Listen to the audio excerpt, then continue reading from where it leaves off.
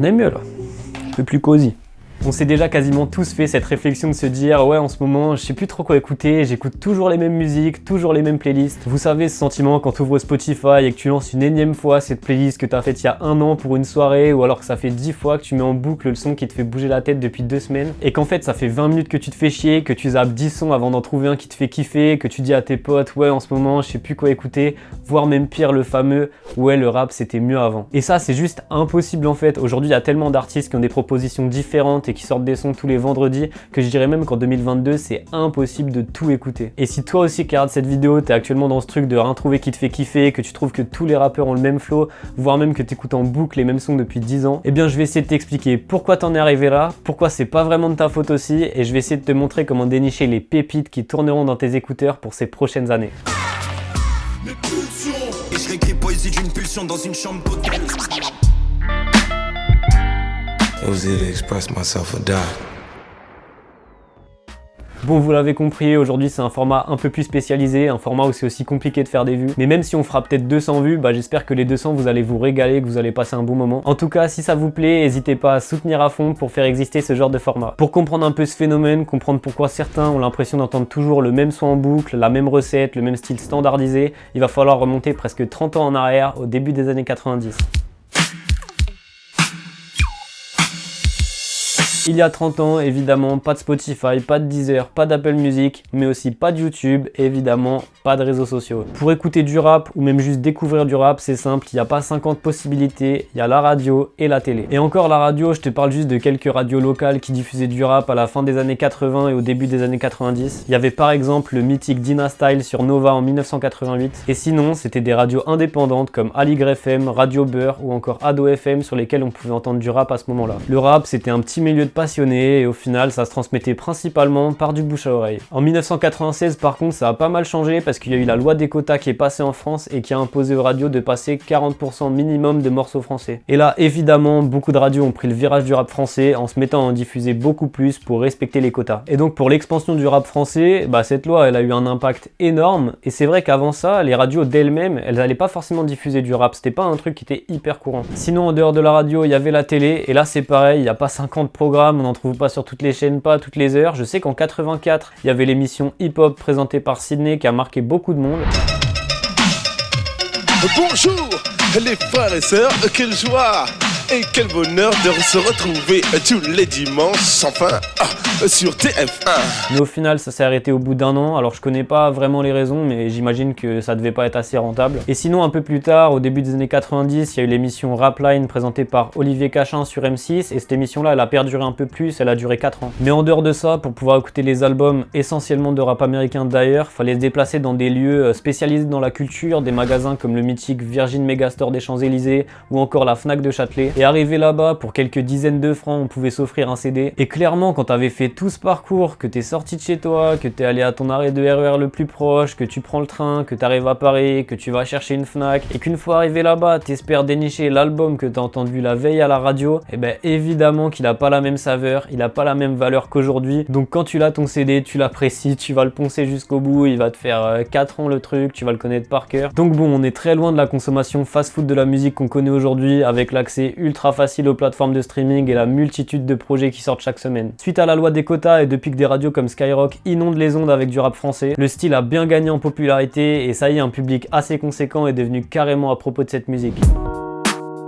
Puis dans les années 2000, les premiers réseaux sociaux ont commencé à arriver. Skyblog, MySpace et puis plus majoritairement Facebook. Et là c'est une aubaine, une mine d'or pour des dizaines d'artistes qui arrivent à exploiter ces plateformes pour faire un peu de bruit autour d'eux et ils commencent à émerger et se faire un nom uniquement grâce aux réseaux sociaux. C'est notamment ce qui a permis à Orelsan de créer un lien très fort avec ses premiers fans en 2008 et ce qui lui a aussi permis d'avoir une forte exposition uniquement grâce à la qualité du contenu qu'il proposait. Et ça c'est vraiment trop bien avec les réseaux sociaux. Pas besoin d'avoir énormément de contacts avec la presse ou de faire une campagne de com à 5 ou 6 chiffres pour obtenir énormément de visibilité. Et ça pour moi c'est clairement la plus grande force des réseaux, ça permet à plein d'artistes indés qui avec un peu de talent et beaucoup de créativité arrivent à faire énormément de bruit autour d'eux sans passer par les maisons de disques. Ça a donné beaucoup plus de force et d'importance aux communautés de fans qu'avant, c'est-à-dire qu'un artiste il peut avoir énormément de visibilité sans passer sur telle ou telle radio juste parce qu'il est beaucoup relayé par les fans. En quelque sorte, l'avis du public suffit à propulser un mec jusqu'au sommet. Mais bon, ça c'est tout le côté positif des réseaux sociaux. Après on peut prendre aussi le truc sur un prisme prisme un peu plus négatif de se dire que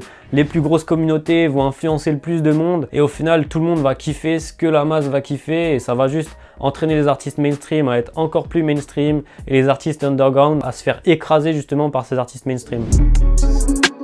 Aujourd'hui, quand vous ouvrez YouTube ou quand vous allez sur TikTok, vous voyez en petite partie du contenu auquel vous êtes abonné. Mais par contre, vous voyez en majorité du contenu que la plateforme pense être un contenu qui vous est destiné. En gros, la plateforme, elle choisit clairement que telle ou telle musique va vous plaire, que tel ou tel clip va vous plaire, et elle va choisir aussi de ghoster complètement ce qui, à son avis, ne va pas vous plaire. Et pour ça, le problème, c'est qu'il n'y a aucun humain derrière. C'est juste des algorithmes qui, sur plein de paramètres différents, vont choisir de vous recommander telle vidéo ou tel clip. Sauf que ces algorithmes, ils sont calibrés pour propulser du contenu qui suscite le plus de réactions possible, qui va plaire au plus de monde possible. Et d'ailleurs, Spotify, c'est exactement pareil. Lorsque tu as fini d'écouter un album, ils vont te lancer une radio avec des sons qui pourraient être susceptibles de te plaire par rapport à ce que tu viens d'écouter, ou même susceptibles de te plaire par rapport à ce que tous les autres ont écouté après avoir écouté l'album que tu viens d'écouter. Et le problème de ça, c'est que ça se limite pas qu'à YouTube, aux réseaux sociaux et aux plateformes de streaming. C'est-à-dire qu'aujourd'hui, beaucoup de médias ou d'influenceurs vont relayer uniquement ce qui est susceptible de plaire au plus grand nombre. Et d'ailleurs, les artistes eux-mêmes aujourd'hui, ils ont des fois tendance à calibrer trop leur musique sur ce qui va plaire au plus de monde possible. Et pour moi, ce qui fait chier là-dedans, c'est que ça tue la créativité et la prise de risque. Aujourd'hui, quand t'es un gros artiste, tu sais qu'avec une recette vue et revue, t'es à peu près sûr de faire 1 million de vues sur YouTube, de tourner sur TikTok et d'engranger des streams à l'appel ultra facilement. Parce que tu sais que t'auras les algorithmes avec toi et que même les médias qui ont ultra faim de clics et de buzz vont te relayer. Alors qu'à l'inverse, si tu cherches à ramener un truc nouveau avec des codes différents, bah forcément tu vas être clivant, tu vas plaire à moins de monde. Sur les plateformes de streaming, les gens ils vont zapper tes sons, sur YouTube il y aura des dislikes et donc forcément l'algorithme il va pas être avec toi. Sauf qu'en temps normal, ça c'est censé être compensé par les médias qui vont quand même te propulser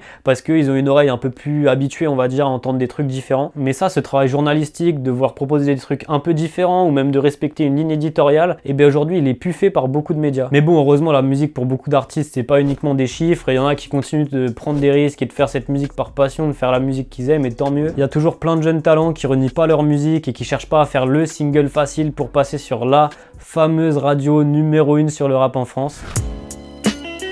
Là, clairement, je vais pas y passer 20 ans. Skyrock, aujourd'hui, tout le monde sait qu'ils apportent absolument plus rien à notre musique. Ce qui est dommage, c'est qu'aujourd'hui, ils ont encore une énorme influence sur beaucoup d'auditeurs, même si j'ai l'impression que les plus gros consommateurs sont plus trop branchés dessus. Skyrock, incarné par Laurent Bounot, le directeur des programmations, aujourd'hui, ils affirment qu'ils passent en rotation uniquement les morceaux les plus streamés. Bon, voilà, j'ai l'impression que tout est dit. Je pense que si j'allume Skyrock ou si je passe le top 50 francs sur Spotify, j'y verrai aucune différence. Aujourd'hui, ils sont plus du tout prescripteurs du rap. Je dirais même que c'est le public qui est prescripteur de ce qui passe sur Skyrock. Aucune volonté de mettre en avant des nouveaux artistes, aucune estime d'eux-mêmes puisqu'ils continuent de passer des morceaux d'artistes qui leur crachent dessus depuis 15 ans, et puis même aucun goût quoi. Tant que le morceau fait des streams, ils le passent, peu importe s'ils aiment bien ou pas. Il n'y a aucun effort, genre vraiment je trouve ça limite irrespectueux de proposer à l'auditeur des morceaux que t'aimes même pas juste pour continuer à faire du chiffre. En gros, s'il y avait que Skyrock qui diffusait du rap en France, je pense que tout le monde écouterait 5 ou 6 artistes tout au plus. On découvrirait plus aucun rappeur et la musique tournerait en rond et il continuerait de passer toujours les mêmes artistes en boucle jusqu'à ce que le public en ait marre.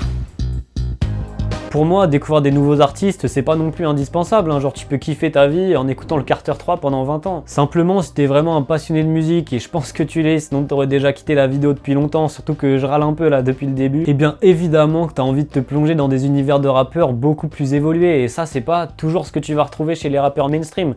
Alors il y en a qui prennent des risques, hein, bien sûr, mais souvent on peut voir que les nouveaux styles, les nouvelles tendances, ça vient des artistes underground. Quand tu vois la richesse de ce que proposent des artistes plus underground comme Sean, Solalune ou encore Bushi, tu te dis que ce serait dommage de passer à côté de ça. Genre ces mecs-là, si on écoutait la musique comme au début des années 90, ils seraient en rotation sur toutes les radios spécialisées, ils auraient peut-être même leur émission consacrée sur Rapline, simplement parce que les mecs qui géraient ça auraient kiffé dessus et se seraient pas posé la question de se dire est-ce que le move va être rentable ou pas. Et puis en dehors de ça, découvrir des nouvelles sonorités, c'est trop bien. Je trouve qu'il n'y a rien de plus plaisant ou de plus enrichissant dans la musique que de découvrir des nouveaux styles et des nouveaux artistes. Parce qu'en vrai, quelle horreur de tourner en rond pendant des années sur le même style de rap, on se ferait chier au bout d'un moment. Et écouter des recettes qui se faisaient il y a 20 ans, 30 ans, on adore encore ça aujourd'hui, hein. Récemment, j'écoutais encore le dernier Jean Jass, que du boom bap et tout, moi je kiffe trop.